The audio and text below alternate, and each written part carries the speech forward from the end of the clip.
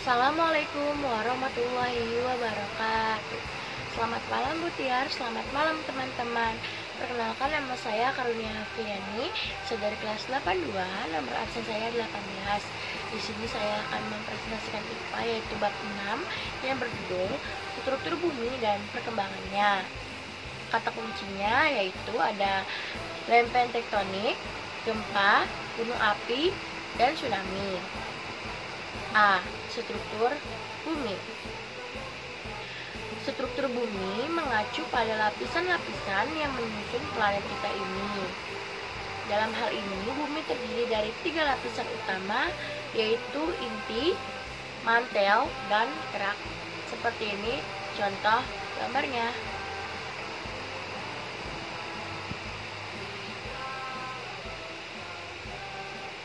Yang kedua yaitu ada kerak bumi. Kerak bumi merupakan bagian terluar dan merupakan lapisan yang paling tipis dibandingkan lapisan-lapisan lainnya. Kerak bumi terdiri atas tanah dan batuan yang mudah pecah dan mengandung berbagai unsur kimia serta kandungan batuan berharga. Ada 2 macam lapisan kerak bumi, yaitu kerak benua yang terdapat di daratan dan kerak samudra yang merupakan dasar laut. Ketebalan kerak benua antara 30-70 km, sedangkan kerak samudra 6-11 km. 3. Mantel bumi. Mantel bumi merupakan lapisan yang paling tebal, yaitu 2900 km dan paling berat di antara lapisan lainnya. Mantel bumi terdiri dari 2 lapisan, yaitu lapisan mantel luar dan mantel bawah atau dalam. Nah, perpaduan dari lapisan mantel luar dan kerak bumi membentuk litosfer. Suhu pada lapisan mantel paling luar sekitar 250 derajat Celcius. 4. Inti luar bumi. Lapisan inti luar adalah satu-satunya lapisan yang terdiri dari cairan yang pekat, yang disebut cairan magma. Ketebalan lapisan ini adalah 2.900 km sampai 5.100 km, dan suhunya berkisar antara 3.800 sampai hampir 6.800 Celcius. 5. Inti dalam bumi. Kalau inti luar bumi udah dianggap panas, inti dalam bumi jauh lebih panas lagi. Lapisan inti dalam memiliki suhu tertinggi, yaitu antara 5.000 sampai 7.000 Celcius. Ketebalannya antara 5.000 sampai 604.000 km. Nah, kalau bentuknya berupa padatan karena tekanan yang sangat tinggi, sehingga batuan yang terdapat pada lapisan ini tetap berada dalam bentuk padat. Seperti ini contoh gambarnya.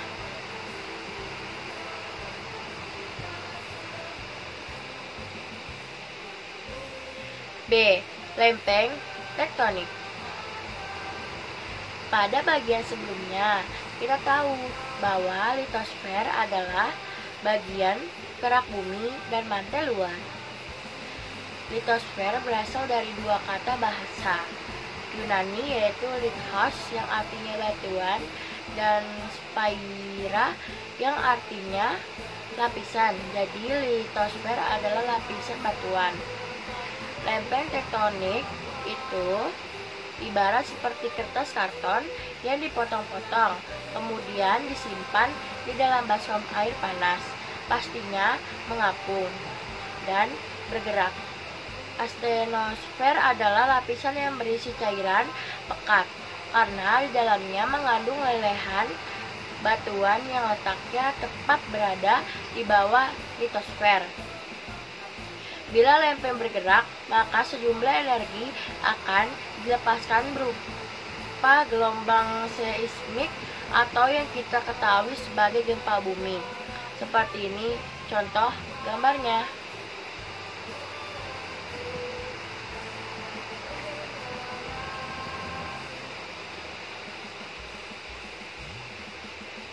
lebih jauh mengenai ketiga gerakan lempeng. 1. Pergerakan divergen atau saling menjauh. Gerakan dua lempeng yang saling menjauh disebut pergerakan divergen, yang membentuk renggangan atau area kosong sehingga nantinya diisi oleh material yang naik dari lapisan bawahnya. 2. Pergerakan konvergen atau saling bertumbukan. Pergerakan konvergen adalah gerakan dua lempeng yang saling mendekati sehingga saling bertabrakan atau bertumbukan. Terjadinya gerakan konvergen dapat membentuk peluang di dalam laut atau pegunungan tinggi dan Gunung Merapi. 3. Pergerakan transform atau saling berpapasan. Pergerakan transfer terjadi karena adanya gesekan berlawanan arah pada dua lempeng yang saling berpapasan. Kemudian mengalami gerakan mendatar atau bisa disebut sesar mendatar dan memanjang. Seperti ini contoh gambarnya.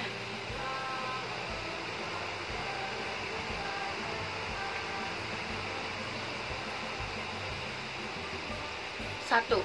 Mengapa lempeng dapat bergerak? Ketika cairan dipanaskan, maka bagian cairan yang panas karena terkena penghantaran panas dari api atau cairan bagian bawah mengalami penurunan kerapatan atau densitas sehingga akan naik ke bagian atas cairan tersebut. Ingatlah bahwa cairan yang berdensitas lebih rapat akan mengambil tempat di bawah cairan yang berdensitas kurang rapat. Pada gambar di atas, pergerakan cairan panas ditunjukkan dengan anak panah berwarna merah. Setelah beberapa lama berada di bagian atas, cairan akan menjadi dingin dan bertambah densitasnya sehingga turun ke bagian bawah lagi. Sementara itu, cairan yang terkena panas akan naik lagi. Pada gambar, pergerakan cairan yang lebih dingin ditunjukkan oleh anak panah berwarna biru. Naik turunnya cairan panas dan dingin ini terjadi terus-menerus selama cairan terkena penghantar panas. Pergerakan cairan inilah yang disebut arus konveksi. Seperti ini contoh gambarnya.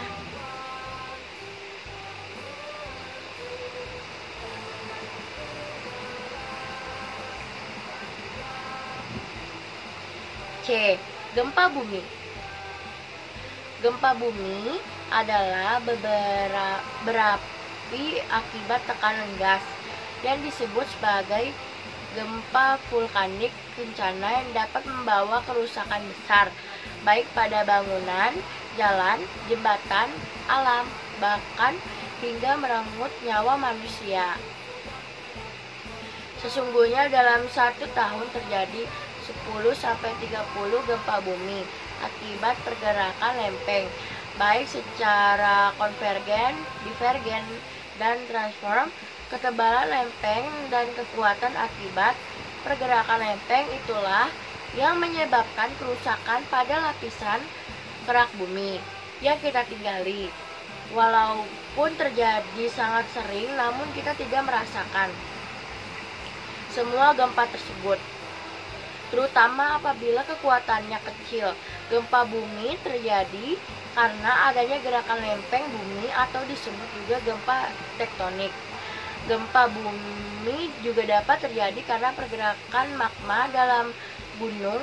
Gempa bumi melepaskan energi dalam bentuk getaran yang disebut sebagai gelombang seismik yang merambat baik di dalam lempeng bumi dan juga di kerak atau permukaan bumi. Posisi hipocentrum gempa dapat diketahui dengan menggunakan pengukuran gelombang seismik. Alat untuk mengukur besarnya getaran gempa bumi disebut sebagai seismograf. Alat ini mengukur energi gempa bumi di epicentrum. Diagram hasil pengukuran seismograf disebut seismogram. Kekuatan gempa bumi diukur dalam skala Richter atau SR. Skala ini diusulkan oleh seorang ahli fisika dari Amerika bernama Charles Richter pada tahun 1935. Contoh gempa 7SR berkekuatan 10 kali lipat lebih besar, kuat, dan memiliki rambatan energi 30 kali lebih besar dibandingkan gempa berukuran 6SR. Metode pengukuran dengan menggunakan skala Richter memiliki keterbatasan dalam hal frekuensi dan jarak. Dengan makin banyaknya seismograf yang digunakan di berbagai belahan dunia, maka skala yang digunakan untuk mengukur gempa secara tepat adalah skala momen magnitudo atau M. SR mendasarkan perhitungan pada amplitudo gelombang, sedangkan M mendasarkan perhitungan pada frekuensi. Seperti ini contoh gambarnya.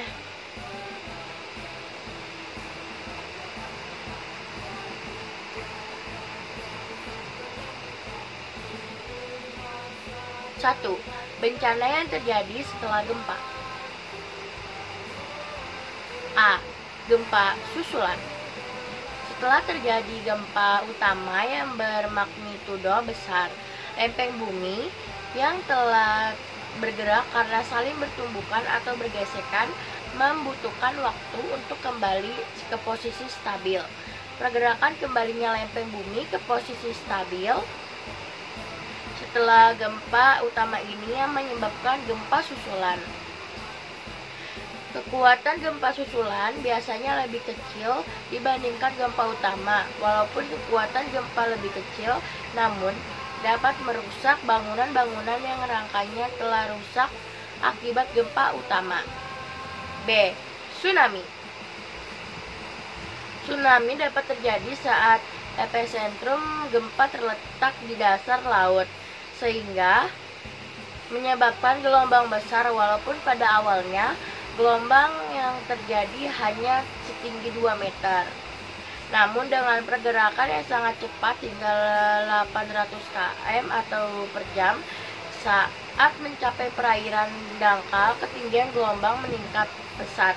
Gelombang yang sangat cepat ini memiliki energi yang sangat tinggi untuk menghancurkan apapun yang dilewatinya. Seperti ini contoh gambarnya.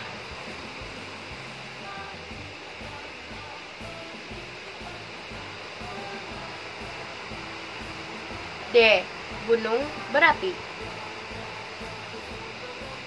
Kebanyakan gunung berapi terletak pada batas lempeng tektonik karena terbentuk dari pergerakan lempeng secara konvergen. Tekanan akibat tumbukan lempeng mendorong lelehan batuan atau magma ke atas. Magma terdapat dalam gunung berapi karena berbentuk cairan. Magma akan menyebar dan menembus batuan, celah-celah atau tanah di sekitarnya.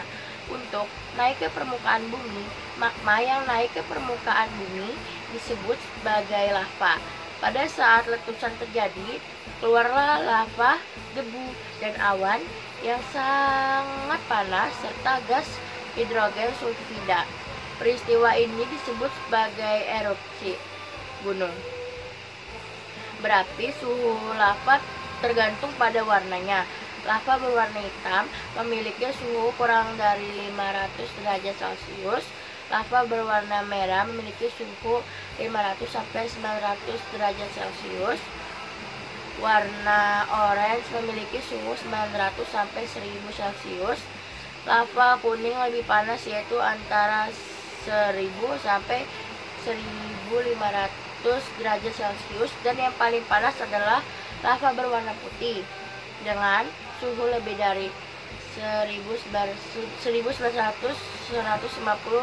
Record et al. 2009 P309. Seperti ini contoh gambarnya.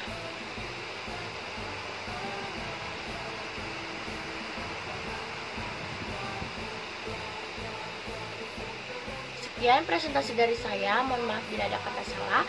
Sebelumnya saya ingin berterima kasih kepada Bu Tiar yang telah memberikan saya ilmu sehingga saya dapat mengerjakan bab 6 tersebut. Sekali lagi terima kasih Bu. Sekian dari saya. Wassalamualaikum warahmatullahi wabarakatuh.